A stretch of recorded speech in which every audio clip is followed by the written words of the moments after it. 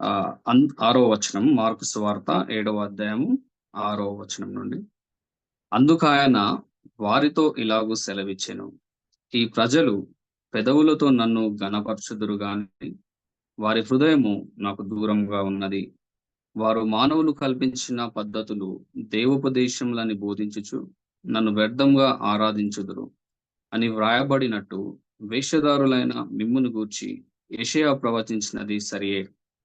మీరు దేవుని ఆజ్ఞను విడిచిపెట్టి మనుషుల పారంపర్యాచారంను గైకొనుచున్నారు. చదవబడినటువంటి వాక్య భాగంలో మనం చూస్తే ప్రభువైన యేసుక్రీస్తు వారు ఈ మాటలు శాస్త్రులు, పరిసయ్యులతో ఆయన మాట్లాడుతున్నట్టుగా మనం చూస్తా ఉన్నాం. ఆయన ఏం చెప్తా ఉన్నాడంటే, ఈ ప్రజలందరూ గూడా ఏం చేస్తా ఉన్నారు, వారి పెదవులతో మాత్రం నన్ను ఆరాధిస్తున్నారు గానీ వారి హృదయం నాకు దూరంగా ఉన్నది. అంటే హృదయపూర్వకంగా వాళ్ళు నన్ను ఆరాధన చేయట్లేదు. అలాగే ఆహ్, కింద వచనంలో గూడా మనం చూస్తే మానవులు కల్పించిన పద్ధతులు, అంటే మానవులు కల్పించిన పద్ధతులు ఇవి దైవోపదేశంలని వారు బోధించేవారుగా ఉన్నారు గానీ ఆహ్, మరి వ్యర్థంగా ప్రభువును ఆరాధిస్తా ఉన్నారు. అంటే దేవుడు చెప్పిన మాటలను పక్కన పెట్టి వ్యర్థంగా ప్రభువును ఆరాధించేవారుగా వారున్నట్టుగా మనం చూస్తా ఉన్నాం. ఆహ్, ఈ ఈ ఈ వచనంలో చూస్తే కింద వచనంలో చూస్తే 9-12 వచనాల్లో మనం గమనించుదాం. మరియు ఆయన మీరు మీ పారంపర్యాచారంను గైకొనుటకు దేవుని ఆజ్ఞను బొత్తిగా నిరాకరించుదురు. నీ తల్లిదండ్రులను ఘనపరచవలెననియు తండ్రినైనను తల్లినైనను దూషించువానికి మరణశిక్ష విధింపవలెననియు మోషే చెప్పెను గదా! అయినను మీరు ఒకడు తన తండ్రినైనను తల్లినైనను చూచి నా వలన నీకు ప్రయోజనమగునది ఏదో అది కుర్బాను అనగా దేవార్పితం అని చెప్పిన ఎడల తన తండ్రికైనను తల్లికైనను వానిని ఏమీయూ చెయ్యనీయక మీరు నియమించిన మీ పారంపర్యాచారం వలన దేవుని వాక్యంను నిరర్ధకం చేయుదురు. ఇటువంటివి అనేకములు మీరు చేయుదురని చెప్పెను. చూస్తే అంటే వీళ్ళు మనుషులు కల్పించే ఈ పారంపర్యాచారంను దైవోపదేశంగా వీళ్ళు చెప్తా ఉన్నారు. ఏం చెప్తా ఉన్నారు? మోషే ఏం చెప్పిండు వాళ్ళకి అంటే ఇశ్రాయేల్ సమాజానికి, మీ తల్లిదండ్రులను సన్మానించాలి, ఘనపరచాలి, వారిని ప్రేమించాలి, వారి వృద్ధాపంలో గాని వారిని సరిగ్గా మనం చూసుకోవాలి అనే విషయాలు మరి మోషే ఇజ్రాయేలు ప్రజలకు ఆయన ధర్మశాస్త్రంలో రాసినట్టుగా మనం చూస్తాం. కానీ వీళ్ళేం చెప్తా ఉన్నారంటే నా వలన నీకేది ప్రయోజనమైందో వాళ్ళ తల్లిదండ్రులతో, అది దైవార్పితము గాబట్టి, ఇంక నేను నీకేం జేయలేను. నేను నీకేం జేయకపోయినా ఏం గాదు అనే విధంగా వీళ్ళు మరి ఇటువంటివి మనుషుల పారంపర్యాచారంను ఆహ్, వీళ్ళు సిద్ధం జేస్తా ఉన్నారు. వీళ్ళు తయారు జేస్తా ఉన్నారు. తయారు జేసి దాని ప్రకారం ఆచరించండి అనే విధంగా వీళ్ళు చెప్తున్నట్టుగా మనం చూస్తా ఉన్నాం. కాబట్టి అట్లా వీళ్ళేం జేస్తా ఉన్నారంటే, దేవుని ఇప్పుడు మోషే చెప్పిన విషయాన్ని వీరేం జేస్తా ఉన్నారు? నిరర్థకం జేస్తా ఉన్నారు. వీళ్ళు జెప్పింది ఎవరు జేస్తా ఉన్నారు ఇది? శాస్త్రులు, పరిసయ్యులే. అంటే దేవుని వాక్యంను బోధించే వాళ్ళే. ధర్మశాస్త్రంను బోధించే వాళ్ళే. వీళ్ళే ఏం జెప్తా ఉన్నారు? మోషే పెట్టిన ఆజ్ఞను పక్కన బెట్టేసి వీళ్ళేం జేస్తా ఉన్నారంటే వాళ్ళు సొంతంగా కల్పించిన ఆచారంను వాళ్ళేం జేస్తా ఉన్నారు? ప్రకటిస్తా ఉన్నారు. దాని ప్రకారం చేయమంటా ఉన్నారు. ఇలా దేవుని వాక్యంను వాళ్ళని నిరర్థకం చేస్తున్నట్టుగా మనం చూస్తా ఉన్నాం. అందుకే కింద వచనంలో 7వ వచనంలో మనం కింది భాగంలో మనం చూస్తే 7, 8లో ఆహ్, ఆహ్, 8లో మనం చూస్తే మీరు దేవుని ఆజ్ఞను విడిచిపెట్టి మనుషుల పారంపర్యాచారంను గైకొనుచున్నారు. ఆహ్, తర్వాత 7వ వచనంలో చూస్తే ఆయన వేషధారులుగా ఆయన వారిని సంబోధిస్తున్నట్టుగా మనం చూస్తా ఉన్నాం. నిజమే. ఎందుకు ఆయన ఈ విధంగా సంబోధిస్తా ఉన్నాడంటే, వాళ్ళు ఈ శాస్త్రులు, పరిసయ్యులు చెప్పే విషయాలొకటి, వాళ్ళు చేసే విషయాలొకటి. అంటే వాళ్ళు పాటించరు. దేవుని వాక్యంను, ధర్మశాస్త్రంను, ఆజ్ఞలను వారు పాటించరు గానీ, వారు ఎదుటి వారికి చెప్పేవారుగా మాత్రం వాళ్ళున్నారు. అందుకే సున్నం కొట్టిన సమాధులారా అని వారిని సంబోధించినట్టుగా, వేషధారులైన శాస్త్రులారా, పరిసయ్యులారా అని యేసుక్రీస్తు ప్రభువారు ఎన్నో విషయాలను వారిని హెచ్చరిస్తూ మరి ఆయన సంబోధించినట్టుగా మనం పరిశుద్ధ వాక్యంలో మనం చూస్తాం. కాబట్టి మరి వీరేం చేస్తా ఉన్నారంటే, అంటే వేషధారుల్లాగా వీళ్ళు ప్రవర్తిస్తున్నారు. వీళ్ళు చెప్పేది ఒకటి, అంటే వీళ్ళు చేసేదొకటి, ఎదుటి వాళ్ళకి చెప్పేదొకటి. అంటే వీళ్ళేం చేస్తారు? ఆహ్, ఆహ్, వీళ్ళు కనీసం వీళ్ళు అంటే ఎదుటి వాళ్ళ మీద మోయలేని భారం వీళ్ళు మోపుతారు గానీ, వాటిని కనీసం వీళ్ళ గూటితో గూడా జరపరని దేవుని వాక్యంలో ఉన్నది. వీళ్ళు పరలోక రాజ్యానికి పోయేటోళ్ళని పోనీయరు, వీళ్ళు పోరు. వీళ్ళు పోరు, పోయేవాళ్ళని పోనీయరు. ఇట్లా వీళ్ళు ఏం జేసినా గూడా ఈ విధంగానే జేస్తున్నట్టుగా అంటే దేవుని వాక్యమును మొట్టమొదటగా నిరర్థకం జేస్తూ, వ్యర్థంగా దేవుని ఆరాధిస్తున్నది ఎవరంటే వీళ్ళే. వీళ్ళు అట్లా జేస్తూ ప్రజలను గూడా ఆ విధంగానే వీళ్ళు తప్పుదోవలో నడిపించేవారుగా ప్రజలను గూడా ఆ విధంగా నడిపిస్తున్నట్లుగా మనం చూస్తా ఉన్నాం. కాబట్టి మరి ఈ వేషధారుల విషయంలో మనం జాగ్రత్తగా ఉండాలా. ఉదయకాల సమయంలో ప్రభువు మనతో మాట్లాడుతా ఉన్నాడు. ఎలా మనం ప్రభువుని ఆరాధించాలి అంటే మరి ఇప్పుడు వేషధారులనే శాస్త్రుల వల్లే వీరిలాగా మనం ఆరాధన చేయవద్దు. వేషధారులంటే వేషంను ధరించిన వాళ్ళు. అంటే వాళ్ళ ఉన్న ఒరిజినల్ వేరు. వాళ్ళ పైన రూపం వాళ్ళు ధరించుకున్న రూపం వేరు. మనం వాక్యంలో సర్వసాధారణంగా మాట్లాడుతా ఉంటాం. గొర్రె చర్మం కప్పుకున్న తోడేలు అని. కాబట్టి లోపల స్వభావం వేరు. వారి హృదయం ఎలా ఉన్నది లోపలంటే దేవునికి దూరంగా వారి హృదయం ఉన్నది. కానీ వాళ్ళేం జేస్తా ఉన్నారు? పెదవులతో దేవుని ఘనపరిచేవారుగా ఉన్నారు. అంటే ఇదే వేషధారణ.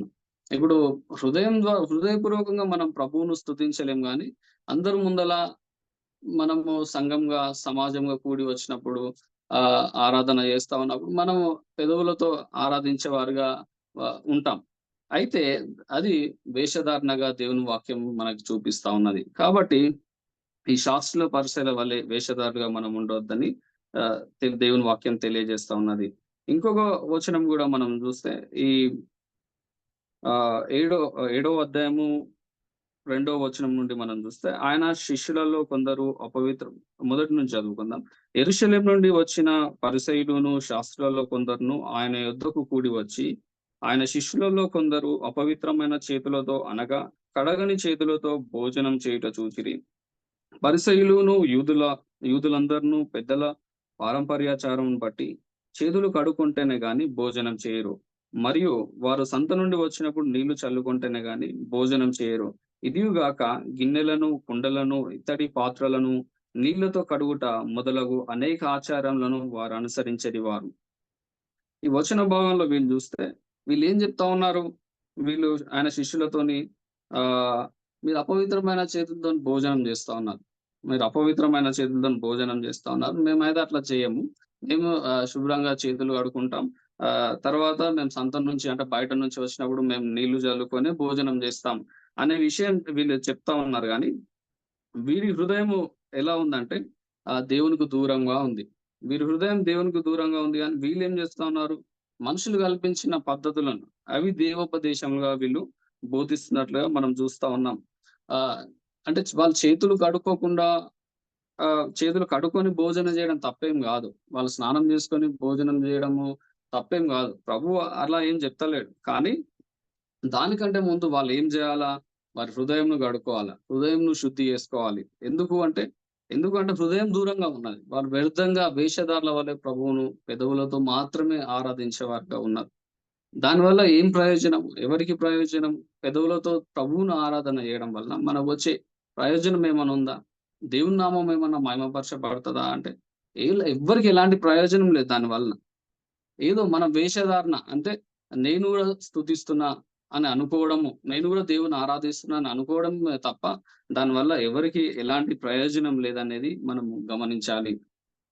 ఈ వాక్య భాగంలో మనము ఈ విషయాలను మనము ఆలోచన ఎయ్యాల. అంటే వీళ్ళు చెప్పేది ఒకటి, వీళ్ళు జేస్తున్నది ఒకటి. కాబట్టి ఇ మరి ప్రభువు ఎందుకు ఈ మాటలు మరి పరిశుద్ధ వాక్యంలో రాయించినాడు ఉదయకాల సమయంలో మన ముందుకు ఈ మాటలు తీసుకొచ్చినాడు అంటే మనం గూడా పరిశీలన చేసుకోవాలి. మనము ఎలా ప్రభువుని ఆరాధన చేస్తా ఉన్నాం? మనం గూడా శాస్త్రులు పరిసయ్యుల వల్లనే వ్యర్థంగా ప్రభువును ఆరాధన చేస్తా ఉన్నామా? మన హృదయం దేవునికి దూరంగా ఉండి మరి పెదవులతో మాత్రమే ప్రభువును ఘనపరిచేవారుగా మనం ఉన్నామా అనేది పరిశీలన చేసుకోవాలి. తర్వాత మన సంఘాలలో, చర్చ్‌లలో గూడా మనం చూస్తే అంటే చాలా విషయాలు ఈ ఈ ఎవరైతే ఈ శాస్త్రుల పరిచయాలు ఏ విధంగా అయితే వీళ్ళు మరి తీసుకొచ్చినారో ధర్మశాస్త్ర ఆజ్ఞలను పక్కకు పెట్టి వీళ్ళు సొంతంగా దైవోపదేశములుగా వీళ్ళు పెద్దల పారంపర్యాచారం అని తీసుకొచ్చినారో అంటే మోషేలు పెట్టిన ఆజ్ఞలను సైతం పక్కన పెట్టి వీళ్ళు పెట్టినయి మీరు పాటించండి అనే విధంగా వీళ్ళు ఏదైతే చేస్తా ఉన్నారో, నేటి దినాలలో మన సంఘాల్లో గూడా అనేకమైన వాటిని మరి సంఘంలోకి తీసుకొస్తా ఉన్నారు. అంటే దేవుని వాక్యం పక్కన పెట్టి మనుషులు కల్పించే వాటిని తీసుకొచ్చి అవే గొప్పగా చేస్తా ఉన్నారు. మనం గూడా అది ఆలోచనేయాలి. మనము ఉదయకాల సమయంలో ఈ ప్రార్థన సహవాసంలో పాల్గొన్న దాంట్లో చాలా మంది మరి సంఘాలలో పెద్ద నాయకులున్నారు. చైర్మన్స్, సెక్రటరీస్, మరి సంఘాలను నడిపించే దేవుని సేవకులు, కాపరులున్నారు. కాబట్టి మనం గూడా ఏం జేయాలంటే, ఈ వేషధారులైన శాస్త్రుల వల్లే, పరిసయ్యుల వల్లే ఉండకుండా, మనం ఏం జేయాలా అంటే, ప్రభువుని నిజంగా మనం ఆరాధించాలి. అలాగే ప్రభువుని ఆరాధించడానికి వస్తున్న వారిని గూడా మనం సరైన విధానంలో వారికి బోధించేవారిగా, వారిని చెప్పి వారికి సరిజేసేవారుగా మనం ఉండాలి. మరి ఈ వచన భాగాలలో చూస్తే అంటే వారి హృదయం దూరంగా ఉన్నది. కానీ వాళ్ళేం జెప్తా ఉన్నారు? చేతులు కడుక్కోండి. మీరు స్నానం చేసుకొని భోజనం జేయండి అనేది ప్రాముఖ్యంగా చెప్తున్నారు గానీ, వారి హృదయంను మాత్రం వాళ్ళు శుద్ధి చేసుకుంటలేరు. వారి హృదయంను కడుక్కుంటలేరు. దానివల్ల చేతులు కడుక్కోవడం వల్ల ఏం ఏం ప్రయోజనం? హృదయం దేవునికి దూరంగా ఉంచుకొని కేవలం చేతులు శుద్ధి చేసుకోవడం వల్ల ఏం ప్రయోజనం? ఎలా దేవుని ఆరాధించగలుగుతారు వాళ్ళు? కాబట్టి అదే విషయాలు వాక్యం ద్వారా ప్రభువు మరి ఈ ఉదయకాల సమయంలో మనతో హెచ్చరిస్తా ఉన్నాడు. మనతో మాట్లాడుతా ఉన్నాడు. ప్రభువు మన నుంచి ఆశిస్తా ఉన్నాడు. మనం యథార్థంగా దేవుని స్తుతించాలని, మనము మన మన పూర్ణ హృదయంతో ప్రభువును ఆరాధించాలని, ప్రభువునందు ప్రియ దేవుని సంగమా, దేవుని బిడ్డలారా, మరి ఎలా మనం ప్రభువుని ఆరాధన చేస్తా ఉన్నామనేది మనం వాక్య వెలుగులో పరిశీలన చేసుకుందాం. ఏ విషయాలైతే మరి వీరు ఏ విషయాల ద్వారా అయితే వీళ్ళు మరి దేవుని యథార్థంగా ఆరాధించలేకపోతా ఉన్నారు. మనము ఆ విషయాలను బట్టి మనము మరి ఎలా ప్రభువుని మనం ఆరాధించాలనేది మనం తెలుసుకుందాం. మొదటిగా చూస్తే వీళ్ళ హృదయము దేవునికి దూరంగా ఉండడం వల్ల వీళ్ళు యథార్థంగా ప్రభువును ఆరాధన చేయలేకపోతా ఉన్నారు. రెండవదిగా చూస్తే వీళ్ళు దేవుని ఆజ్ఞని విడిచిపెట్టి మనుషుల పారంపర్యాచారం గైకుంటా ఉన్నారు. అంటే దేవుని ఆజ్ఞని విడిచిపెడతా ఉన్నారు. ఈ 2 విషయాల ద్వారానే మనము దేవుని ఆరాధన జేయాలి. కానీ ఆ 2 విషయాలని వాళ్ళు పక్కన బెట్టి దేవుని వ్యర్థంగా పెదవులతో మాత్రం ఆరాధన చేస్తా ఉన్నారు. అంటే దేవుడు చెప్పిన మాటలు పక్కన పెట్టడం ద్వారా వాళ్ళు ఎలా హృదయపూర్వకంగా దేవుని ఆరాధన చేయగలుగుతారు? చేయలేరు. కాబట్టి మనము ఎలా ప్రభువును ఆరాధన చేయాలంటే 2 విషయాలు మనం ధ్యానించుకొని ముగించుకుందాం. మొట్టమొదటిగా మన హృదయము శుద్ధీకరించబడాలి. హృదయం పవిత్రపరచబడాలి. రెండవదిగా మనం చూస్తే మనము దేవుని ఆజ్ఞలను గైకొనాలి. దేవుని మాటలను వినాలి. ఎలా మన హృదయము పవిత్రపరచాలి అంటే ఎవరు మన హృదయం పవిత్రపరుస్తారంటే మరి ప్రభువు చెప్పినాడు. ఆహ్, ఆహ్, మీ ఆహ్, ఆహ్, ప్రభువు చెప్పినాడు. ఆ వచన భాగం నాకు గుర్తొస్తలేదు కానీ సరే. ఎలా మనం ప్రభువును ఆరాధన చేయాలంటే, మనము మన హృదయాన్ని పవిత్రపరచుకొనడం ద్వారా, మన హృదయం శుద్ధి చేసుకోవడం ద్వారా, ఆ హృదయము అన్నిటికంటే ఘోరమైన వ్యాధి గలది. దాన్ని బాగు చేయగలవాడు ఎవడు? ఎవడు బాగు చేస్తాడంటే ప్రభువే బాగు చేస్తాడు. మన హృదయము ఘోరమైన మరి వ్యాధి గలదిగా ఉన్నప్పుడు, మన హృదయంలో ప్రభువుకు విరుద్ధమైనవి, వ్యతిరేకమైనవి మరి మన హృదయంలో ఉన్నప్పుడు మనం ప్రభువును ఆరాధన చేయలేం. మొట్టమొదటగా మనం అక్కడ మన హృదయాన్ని శుద్ధి చేసుకోవాలి. మనం శుద్ధి చేసుకున్నప్పుడే మనం ప్రభువును ఆరాధన చేయగలుగుతాం. ఎవరు మరి ఆరాధన చేయగలుగుతారంటే ఎవరు ప్రభువును చూడగలుగుతారంటే హృదయ శుద్ధి కలిగిన వాళ్ళే ప్రభువును చూడగలుగుతారు. కాబట్టి హృదయ శుద్ధి గల వారు ధన్యులు, వారు దేవుని చూచెదరు. కాబట్టి మన హృదయం శుద్ధిగా ఉన్నప్పుడు మాత్రమే మనం దేవుని చూడగలుగుతాం. అప్పుడే మనము దేవుని ఆరాధన చేయగలుగుతాం. కాబట్టి మొట్టమొదటగా మనము ఏం చేయాలంటే మన హృదయాలను మనం శుద్ధీకరించుకోవాలి. అలాగే రెండవదిగా మనం చూస్తే మరి దేవుని ఆజ్ఞలను మనం పాటించేవారుగా ఉండాలి. దేవుని ఆజ్ఞలను పాటించడం అంటే ఆయన చెప్పినట్టు నడుచుకోవడమే. ఆయన మాట వినడమే. సింపుల్‌గా చెప్పాలంటే ఆయన మాట వినడం అంతే. వీళ్ళేం చేస్తా ఉన్నారు? శాస్త్రులు, పరిసయ్యులు ఏం చేస్తా ఉన్నారు? అంటే దేవుని వాక్యాన్ని పక్కన పెట్టిర్రు. ఆయన మోషే చెప్పిన ధర్మశాస్త్ర ఆజ్ఞలు పక్కన పెట్టి వీళ్ళు సొంతంగా తయారు చేసి అవి ప్రజల మీద పెడతా ఉన్నారు. మీరు ఇట్లా చేయండి అని. పెద్దల పారంపర్యాచారం అని పేరు పెట్టి దానికి. కాబట్టి మనము ఏం చేయాలంటే మరి ప్రభువు ఏదైతే దేవుని వాక్యం ఏదైతే మనకు చెప్తా ఉన్నదో, ఏదైతే ఆయన మనకు చెప్తా ఉన్నాడో దాన్ని వినడం ద్వారా మనం ప్రభువును ఆరాధించగలుగుతాం. మొట్టమొదటగా మన హృదయం శుద్ధి అయినప్పుడు మాత్రమే మనం ప్రభువును ఆరాధించగలుగుతాం. హృదయంలో దేవునికి వ్యతిరేకమైనవి మనము ఉంచుకున్నట్లయితే, మనము దేవునికి విరుద్ధమైనవి పాపము మన హృదయంలో ఉన్నట్లయితే మరి ఎట్లా మనం ప్రభువును స్తుతిస్తాం? దావీదు అంటాడు గదా! నేను పాపమును లక్ష్యం చేసిన యెడల ప్రభువు నా మనవి వినకపోవునని. మరి ఎట్లా ప్రభువు ఒకవేళ మన హృదయంలో ఇంకా మనం పాపమును లక్ష్యం చేస్తే, ఇంకా మరి కడగబడని పాపం మన లోపల ఏదైనా ఉంటున్నట్లయితే, ఎలా మనం ప్రభువును ఆరాధన చేయగలుగుతాం అనేది మనం పరిశీలన చేసుకోవాలి. ఈ 2 విషయాలను మనం సరి చేసుకునుట ద్వారా మనము ప్రభువును నిజంగా ఆరాధన చేయగలుగుతాం. ప్రభువును ఎందుకు మనం ఆరాధన చేయాలి? ఎందుకు మనం స్తుతించాలంటే ఆయన మనల్ని రక్షించినాడు. ఆయన ఆయన పాపంలో ఉన్న మరి మరణించే మరి మరణకరమైన పరిస్థితుల్లో మనల్ని, మరణ ఛాయలో ఉన్న మనల్ని, మరి అంధకారంలో, చీకటిలో ఉన్న మనల్ని ఆశ్చర్యకరమైన తన వెలుగులోకి నడిపించిన దేవుడు. ఆయన ఒక్కగానొక కుమారుడైన యేసుక్రీస్తు ప్రభువును మన కోసం ఆయన కల్వరి శిలువలో బలిగా అర్పించిన దేవుడు. తరువాత అనుదినము ఆయన మన భారం భరించే దేవుడు. అన్ని పరిస్థితుల్లో మనల్ని నడిపిస్తున్న దేవుడు, మనకు సహాయం చేస్తున్న దేవుడు. కాబట్టి మనం ప్రభువును ఎల్లప్పుడూ కూడా ఆరాధించాలి. ప్రతి సమయంలో, ప్రతి సందర్భంలో, క్షణానికి ప్రభువును మనం స్తుతించాలి. ఆరాధించే వారిగానే మనం ఉండాలి.